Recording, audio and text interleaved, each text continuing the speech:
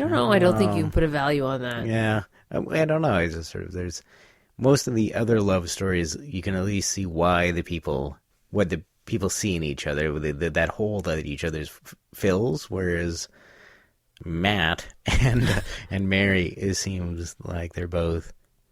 But is that better or worse?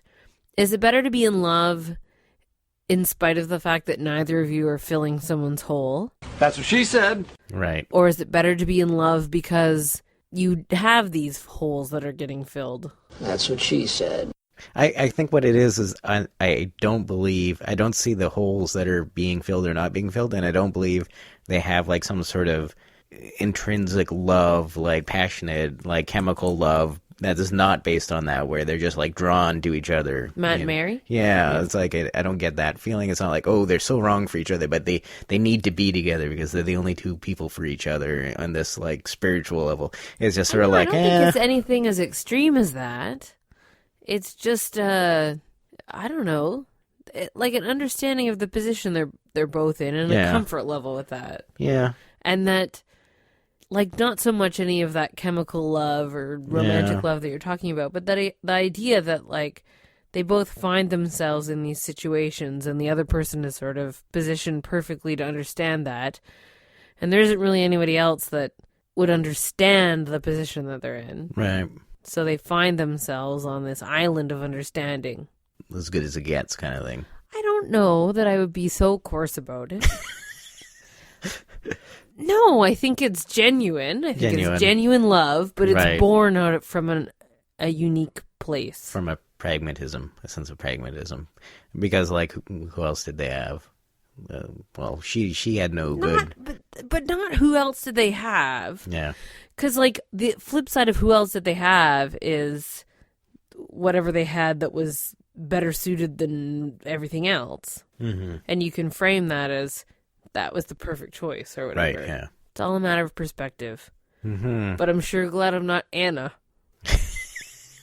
Yeah, do you figure Bates did it? Yeah. You think he was he was always a thug? Yeah. But how did he end up being in the army with Robert? He's the real sociopath. Right. That's the thing. They show you Thomas, and they're like, oh, crazy dick sociopath Thomas. But the real fucking sociopath who's pulling it off for real is Bates. Right, and that's why they... I'm so crushed! Oh, God, no. Yeah. I loved him. He was my first true love. It would make sense, like, why he was with the sociopath Vera, who is like crazy borderline personality disorder lady. Okay. And you're like, why would noble I want to talk about Bates... borderline personality disorder for a second. Because, like, if you're borderline personality disorder, like, what's the next step? Just, like, full-on personality disorder? I guess. I don't think that's what the borderline means in BPD, but I'm not sure. But I need to understand, because, like, what happens if you're, like... You know, if borderline personality disorder doesn't really explain how fucking crap it is. Well, I think it just goes right to sociopathy at that point. No, it doesn't, though. Yeah. I guess it's just emotional involvement. I'm like, there's got to be something that hurts more between borderline personality disorder and sociopath. I don't know. But that's just emotional involvement. Yeah. It's been a long time since I actually read up on it. I'll take that as a compliment. Yeah, you very much clearly don't have borderline personality disorder. Not yet. I'm working on it. Let's see if I can instill that in you. You can push me there. Yeah. It's not like the hat trick, right? Yeah.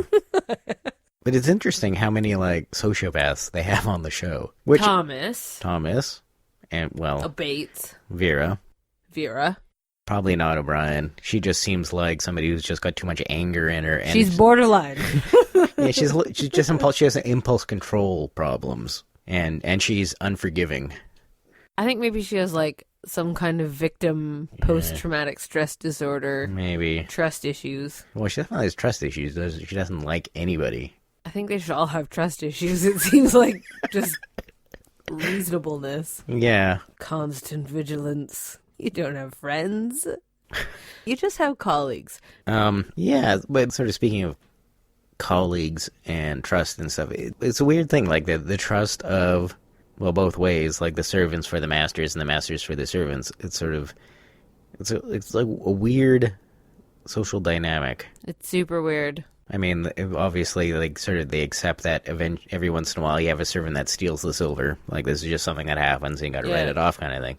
But the servants don't, like, ever slit their throats in the night. Yeah. You know, it's like, I mean, I guess they're glad of the employment, which is hammered into our heads every second episode that these estates, provided employment for the town kind of thing. The thing that's fucked up is that once you got to the point where you'd be in a position where slitting someone's throat would mean something, you're so grateful of the fact that you have this really good position that you wouldn't slit their throats. But it seems like, are they good positions? What are they actually getting out of it? It seems like working... They get a lot of money. Like, as far as the servant class goes, they're quite well off. But we were never told how much they make, but that is the case. The idea is that they would be able to retire, like, and other servants wouldn't. They would just die. Because what are they doing? I think about that all the time. What happens when they can't work anymore? Well, what if they're making a lot of money? Are they just sending it back home, or because they can't do anything with it? They can't dress nice. They can't. I mean, they have to live in the basement of these rich people's house for their entire life. What's the point of even making good money instead of going out and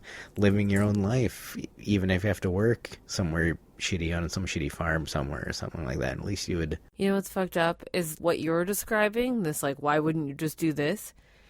You're describing, like, our shitty lives, how we're slaves to our jobs. I know, which is better. Why wouldn't you just go and do something you didn't hate every day? But it would be like us living and working in a hotel. It'd be like working at Hogwarts and living there. Well, except not magic and wonderful. Not magic and wonderful. And by the way, it's not actually wonderful. But that idea, working at Hogwarts is not actually wonderful. No. Well, they have house elves if you to think do that about anyways. it, they live at the school they work at. Yeah. They're always there.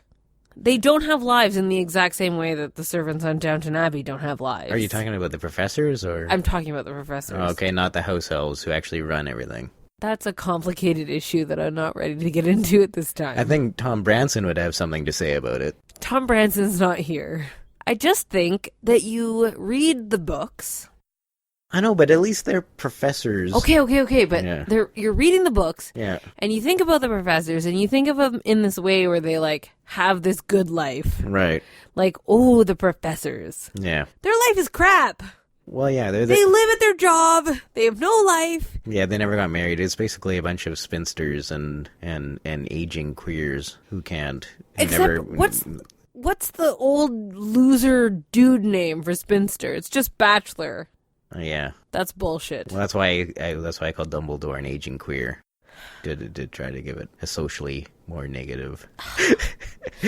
Something. I don't know if I'm really mad or not really mad.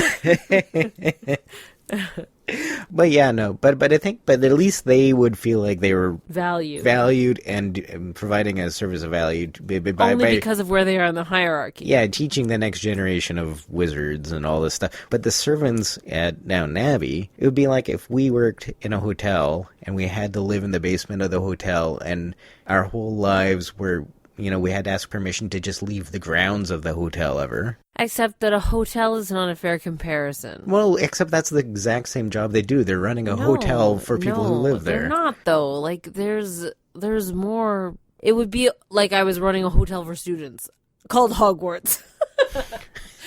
Because there's still that personal interaction. There's, like, meaning to be derived from that you wouldn't have at a hotel. Because it's always different people coming through. You don't have build these relationships. How is it any different from being someone's secretary? Or what are they called? Administrative assistant. Because you have a life outside. If you're an admin assistant, you go home and you have a life, and but you don't have to live. But what if you did? If you had to live there in the office building, right? And you weren't allowed to have a romance. It doesn't apply. And if you had a romance, it's impossible to apply that to today.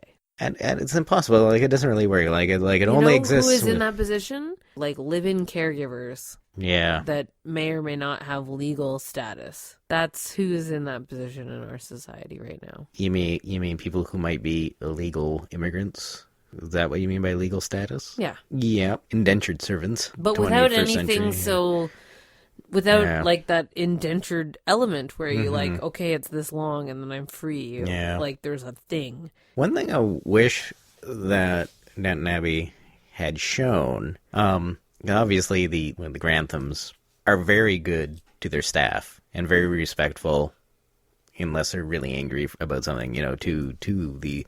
It would have been nice to see... But you get that sense from the staff that they're I mean, happy to be there. And every time you see them dealing with them, they're very generous and they're very respectful. But it would have been nice to see, another estate at some point, they go visit, and just where the staff are treated terribly. Yes. Because I imagine... like a juxtaposition. Because that must have been maybe more of the norm than what we see on Downton Abbey. Well, I think so too, even just by how the servants react to how they're treated. Yeah. Like so shocked. Yeah. Shocked at the decency. Mm-hmm. Yeah. It's Makes me uncomfortable when people are shocked at decency. Well, as it should. Yeah. Yeah. Well, or not, because there's I feel like there's less decency now than... Okay, no, that's not fair to say. Yeah. The radio said we're becoming more moral as a species.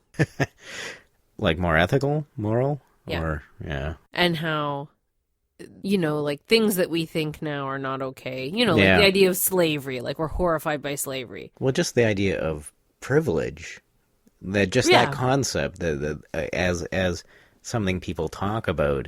I mean, slavery is a pretty defined, easy to grasp why that's bad. Yeah. But the idea of privilege is so sophisticated and complex as something for people to have ethics about. It pleases me that you, as a white male of not poorness, can say that, though. Because, I struggle to recognize my privilege. Right. And I'm, certainly in a more oppressed demographic than you. Right.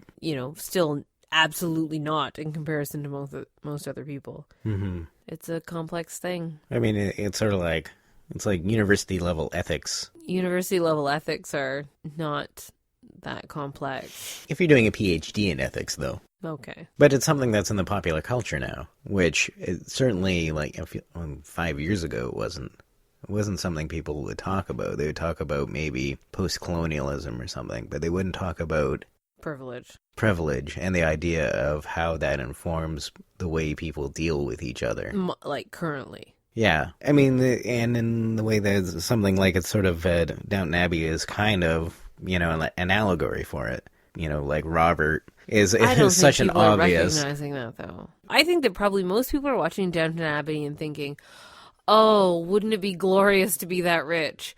When in actual fact, they are that rich compared to a lot of people in our society. Yeah, no, I didn't mean that it was something they're consciously doing or something people were thinking about when they watch it, but I was just thinking that you could interpret it that way or use it as an example in talking about privilege, the way Robert Grantham just sort of deals with life. It's it's always from this, I'm doing things and this is the way they are. And then he'll be, because he's generally a good man, he'll listen to reason and be like, oh, yeah, that was a shitty attitude I had and we'll do something about that, Mm-hmm. I think the thing that's valuable about the way that being able to talk about privilege in respect to how Lord Grantham approaches things is that it's really easy to recognize his privilege. Yes, because he's privileged. He's an earl. He's the Earl of Downton. But at the same time, you still can see that just because he has privilege doesn't mean his life is charmed in this perfect way. Yeah, like he still has hardships. Like certainly they seem trivial compared to hardships of lower class people. Yeah, no, but because it doesn't hurt less. He loses all his money, and they're going to lose Downton. And so what are we going to do? Well, we still own half the town. It's like, what? And of course, Branson's there is like, meh. I don't know what to tell you. I don't even have my own tailcoat. Yeah, he's like, your shitty second home would be a fairy castle to most people. Yeah. You privileged assholes. It's just sort of interesting. It's a weird thing to think because most of my core of my being is like I should completely side with Branson and be like, these people should have been like distributing their wealth long